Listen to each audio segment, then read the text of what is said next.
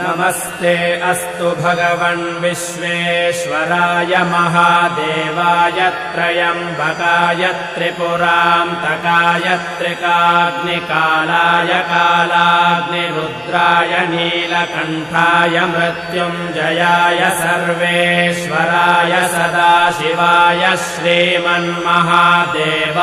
नमः। नमो हिरण्यबाहवे सेनान्ये दिशां च पतये नमो नमो वृक्षेभ्यो हरिकेशेभ्यः पशूनां पतये नमो नमः सस्पिञ्जराय द्विषीमते पथीनां पतये नमो नमो बभ्रुषाय विव्याधिनेन्नानां पतये नमो नमो हरिकेशाय योपवीति